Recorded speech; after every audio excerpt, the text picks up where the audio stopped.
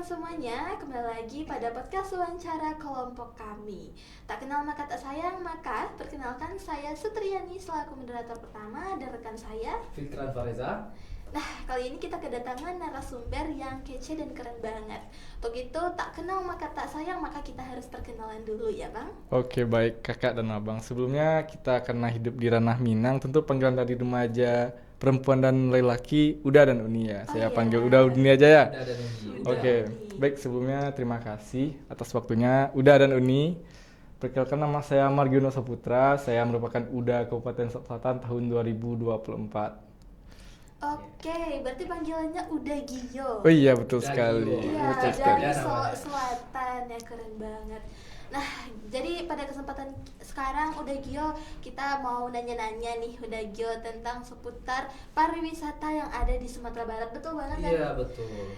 Nah, mungkin untuk pertanyaan-pertanyaannya bisa dimulai dulu nih dari Uda Fikran. Nah, baik Uda Gio. Jadi saya ingin tahu nih, di Solo Selatan itu ada beberapa wisata yang mungkin saya belum pernah dengar.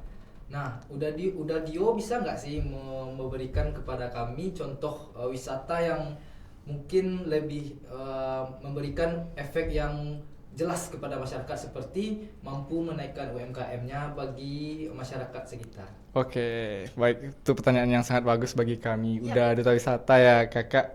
Uda dan Uni. Uda. Oke.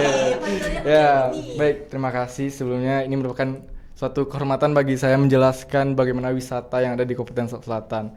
Ada beberapa wisata yang di Solok Selatan yang ingin saya perkenalkan di kancah internasional. Dan ini merupakan implementasi bagi saya untuk menerapkan kepada masyarakat. Nah, ada juga wisata, itu saya sebutkan saja ya. Karena identik dengan ranah Minang, itu ada namanya kawasan Seribu Rumah Gadang. Seribu Rumah Gadang. Nah, kenapa demikian? Karena di sana ada banyak jajaran-jajaran kawasan yang ada rumah gadangnya dengan segi bentuk yang identik dengan rumah gadang. Nah, bukan hanya rumah gadang, di sana untuk menaikkan UMKM juga ada di sana para Darwis atau enggak, ada juga itu pemuda-pemudi di sana melakukan sewa baju adat dan langsung foto di sana. Itu juga meningkatkan UMKM serta menarik perhatian wisatawan yang ingin ke Solok Selatan. Nah, itu merupakan salah satu wisata budaya yang ada di Kabupaten Solok Selatan yang rasanya masih tetap eksis sampai sekarang ini, Uda dan Uni. Jadi kalau kami seandainya main nih ke sana, kami bisa dapat nggak gratis nih bajunya? Iya. Tapi ya ngomong-ngomong, sekarang kan Kak Uda Gio tempat membahas tentang 1000 rumah gadang. Emang jumlahnya itu benar-benar 1000 ya Uda Gio? Nah, itu pertanyaan yang sangat bagus. Itu kenapa demikian? Karena bukan 1000 rumah gadang, bukan 1000, tetapi lonjongannya. Nah, itu lebih dari ratusan, karena digenapkan aja jadi 1000 rumah gadang supaya diistilahkan. Nah, itu dia. Jadi menjadi sebuah ikonik bagi Solok Selatan ya di bidang pariwisatanya. Betul gitu ya, sekali, Uda Gio. Uni. Lalu seperti yang kita ketahui akhir-akhir ini kan Sumatera Barat sedang dilanda bencana ya Uda Gio. Apakah pariwisata yang ada di Solok Selatan itu juga terdampak Uda Gio? Nah, terima kasih, itu sangat pertanyaan yang pada saat sekarang ini juga seluruh Sumatera Barat juga mengalami duka yang Benar banget. begitu berat ya Uda dan Uni. Tapi di Solok Selatan alhamdulillahnya Solok Selatan tetap berkontribusi, tetap beroperasi dengan aktif di bagian pariwisata. Namun untuk wisatawan yang dari luar, seperti contoh di luar Solok Selatan itu terkendala dari akses Uni. Udah. Kenapa demikian? Karena juga kita sama-sama tahu banyak wisatawan yang berbatasan dengan Solok Selatan itu terkendala akses karena dampak bencana. Jadi karena akses lah rasanya wisata di Solok Selatan itu menurun. Iya, berarti kayak orang ke Solok Selatan tuh biasanya lewat Tinjau Lawi juga Yes, kan, jadi Tinjau. kayak sedikit terkendala untuk aksesnya. Apalagi sekarang yang kemacetan banyak gitu kan Iya. di Solo. Terus itu kan terkendala akses ya, dan kira-kira itu berdampak nggak Uda Gio ke sektor ekonominya? Kalau kita sama-sama tahu ya akses merupakan salah satu penghubung dari wisatawan untuk menarik ke daerah Kabupaten Selatan, sangat berpengaruh itu nih. Kenapa demikian? Karena saya juga kemarin terakhir itu bulan kemarin saya ke Solok Selatan karena sekarang saya sibuk kuliah ya, jadi kurang sempat ke Solok Selatan. Kemarin alhamdulillah saya ke Solok Selatan dengan ada event. Saya lihat emang akses merupakan salah satu pengaruh yang terbesar untuk kita, untuk semua wisatawan untuk Sulawesi Selatan ini. Baik, Udagio kan juga merupakan mahasiswa UPY PTK Padang. Pasti kesibukannya juga lagi ada kegiatan juga. Nah, selama mengemban amanah menjadi Uda Pariwisata, apa sih tantangan dan rintangan yang Udagio hadapi selama ini? Oke, terima kasih pertanyaan ini itu menyentuh hati tuh sebenarnya. Ada juga yang peduli sama saya itu ya.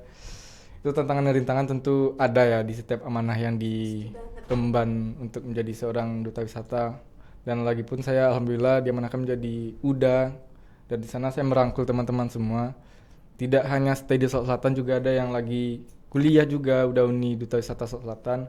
Dan bagaimana cara saya untuk menyikapi jika hal tersebut dapat berpengaruh di tantangan dan rintangan saya. Itu saya juga yang pertama itu saya menjalin pasti komunikasi. Kenapa demikian? Komunikasilah rasanya jantung kita dalam berkeluarga.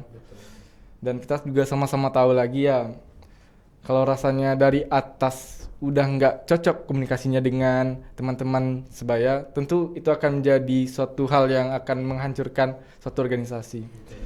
Dan saya hanya menekankan kepada teman-teman duta yang lain untuk saling menjaga komunikasi. Nah itu dia.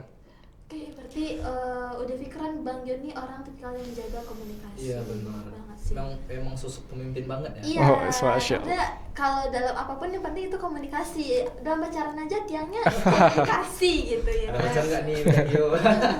Nah lanjut Bang Fikron, ada yang mau ditanya lagi nggak ke Udagio?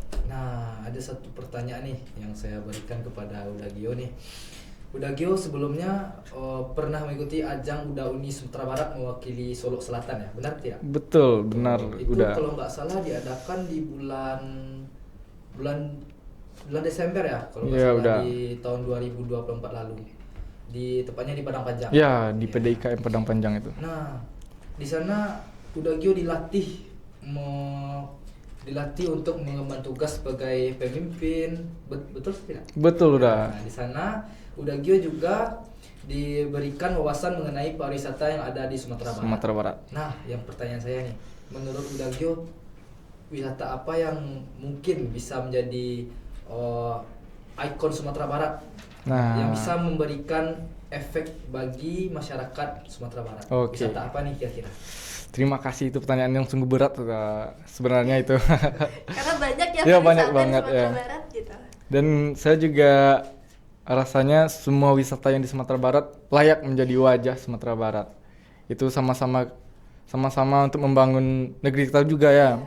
Wisata yang di Sumatera Barat itu potensinya sangat luar biasa itu. Sumatera Barat dikenal dengan wisata sumber daya alam yang sangat tinggi.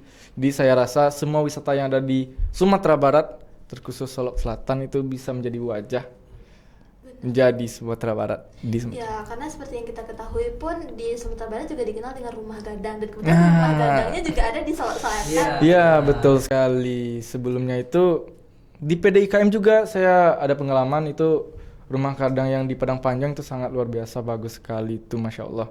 Saya juga mengabadikan momen saya di sana itu, udah pikiran Uni Cud. Saya juga sangat momen berharga lah bagi saya dapat berkesempatan untuk hadir di PDIKM dengan rumah gadang ikonik. Oke, berarti sedikit mengenai juga nih Udagio kan udah pariwisata ya, otomatis ada beberapa lembaga yang menaungi itu, seperti mungkin Dinas Pariwisata Iya. ya. Nah. Dan sejauh ini apa sih support dan dampak yang diberikan dukungan dari Dinas Pariwisata menurut Udagio sendiri gitu? Ya menurut saya ya, karena saya udah masuk 2 tahun di Uda Uni Sumatera Barat, banyak sekali benefit yang saya dapatkan dari Dinas Pariwisata. Dari kami berkegiatan, dan kemarin terakhir saya itu ada kegiatan peduli bencana dari Uda Uni Sumatera Barat. Itu kami di cover oleh salah satu seorang petinggi di Dinas Pariwisata, itu sangat membantu sekali kelancaran dan keaktifan kami disupport oleh Dinas Pariwisata. Jadi Udagio ini banyak kegiatannya gitu Iya. ya, udah pikiran penasaran gak sih apa gebrakan yang bakal Iya, dikasih? apa nih gebrakan baru yang mungkin bakal Udagio laksanakan nih? Untuk Khususnya pariwisata iya, Sumatera Barat khususnya gitu. mungkin tahun 2026 ya. Iya bener banget. mungkin bisa dikhususkan untuk Solo Selatan. Nah, Iya, apa karena nih kira-kira? udah minyak pada Solo Selatan Iya, gitu. Oke. bisa dibocorin ya enggak nih? Terima kasih udah Fikran dan Unicut. Ini bukan gebrakan lagi sih, udah saya lakukan dengan teman-teman wisata lainnya. Itu kami membuka jalur pendakian Kerinci itu nih. Oh Itu iya, betul banget. Jalur ya. baru. Jalur baru itu Wah, dia. keren-keren. Itu bukan saya sih yang ngurus langsung, itu ada dengan Kadis Pariwisatanya, dengan pihak-pihak terkait. Itu salah satu akses memudahkan yang bagian Selatan untuk menuju Kerinci. Dan ada satu lagi di dekat sana tuh ada Danau Bonta, Danau Kaca namanya itu. Oh Iya, iya, saya aku pernah juga dengar. pernah lagi Iya. viral-viralnya sekarang tuh udah gila. Emang bisa kita berkaca gitu ya Oh, kalau iya. malam hari kata orang. Ya kalau kayak Uni ini pasti bisa melihat sosok Uni Cut yang cantik di sana tuh langsung. Banget gitu udah Gio. Nah, udah Gio, walaupun udah Gio nggak bilang udah Gio, tapi pastinya peran udah Gio di sana sebagai representatif dan mempromosikan pariwisata tersebut ya udah Gio. Iya, Karena betul boleh sekali. lah ya ajak Ya, kita boleh ke sana banget. gitu. Boleh. Gas gitu. Gas aja langsung ya, Uni udah. Tapi ngomong-ngomong, karena kita udah banyak ya ngobrol-ngobrol gitu, kita mau minta dong udah Gio kayak closing statement atau pesan kesan udah Gio kepada Kami generasi muda. iya khususnya. Oke. khususnya di Sumatera Barat gitu. Sebelumnya saya mau nanya nih ke Uda dan Uni. Boleh banget Nah, udah. Uda dan Uni ini dari universitas apa dan prodi apa ini? Kalau saya sama sih sama si Iya. Cep. Kami dari Universitas Putra Indonesia IPTK Padang, jurusan manajemen, prodi ekonomi dan bisnis. Oke, prodi manajemen ya. Iya benar banget udah Gio. Ya, sama-sama tahu manajemen merupakan salah satu hal yang berkait dengan komunikasi juga ya, interaksi dengan mengatur pola gimana kita pribadi ya, Uni. Betul, betul. Sedikit dari saya karena kita sama-sama generasi muda ya dan sama-sama belajar. Bagi saya komunikasi adalah suatu hal yang penting. Komunikasi adalah jantungnya kita dalam kehidupan sosial. Jadi jagalah komunikasi, tetaplah berhubungan baik dengan sesama karena komunikasilah adalah tempat wadah kita berkumpul untuk menjalin hubungan baik. Nah, Oke, udah Bagus Gio. ya, Bagus motivasinya banget kita closing semua. statement dari udah Gio, relate banget sama mata kuliah kita, Ya. bisnis dan negosiasi. Iya, Komunikasi, benar. bisnis dan negosiasi.